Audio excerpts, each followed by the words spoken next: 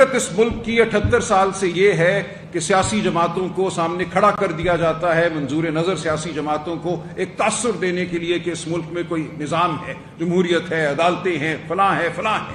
اس کے پیچھے حکومت جبر ہی کی رہتی ہے۔ آپ کو صرف ایک انتخاب کرنے کا موقع دیا جاتا ہے کہ جبر کا حصہ بن جاؤ، جبر کا چہرہ بن جاؤ، یا نکال دیے جاؤ گے۔ تو یہ جماعتیں جن کا آپ نے حوالہ دیا کہ وہ ٹیبل ٹاک کرتی ہیں، ٹیبل ٹاک کر کے کیا حاصل کیا انہوں نے؟ سر نگوں کر کے، سر جھکا کے، پیروں میں آ کے گر گئے۔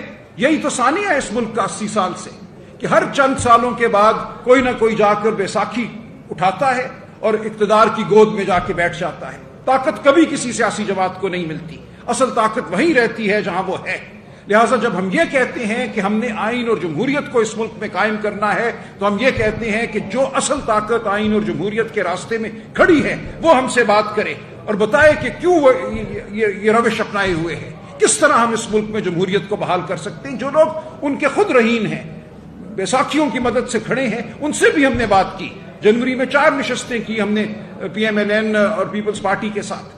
انہوں نے خود ہمیں یہ کہا کہ ہم پوچھ کر بتائیں گے۔ ہم نے کہا ہماری عمران خان سے صرف ایک ملاقات کرا دو اڈیالہ جیل میں۔ انہوں نے کہا یہ بھی ہم کرانے کے مجاز نہیں ہے، ہمیں پوچھنا پڑے گا، اگر حکم مل گیا تو پھر ہم کرائیں گے۔ تو ہم ان مجبوران سے ہم بات کرنے کو تیار ہیں، لیکن یہ مجبور ہیں، ان کے ہاتھ میں کچھ نہیں ہے۔ خود وہ جب بیٹھتے ہیں تو وہ کہتے ہیں مجبور ہے، ہمارے ہاتھ میں کچھ نہیں ہے۔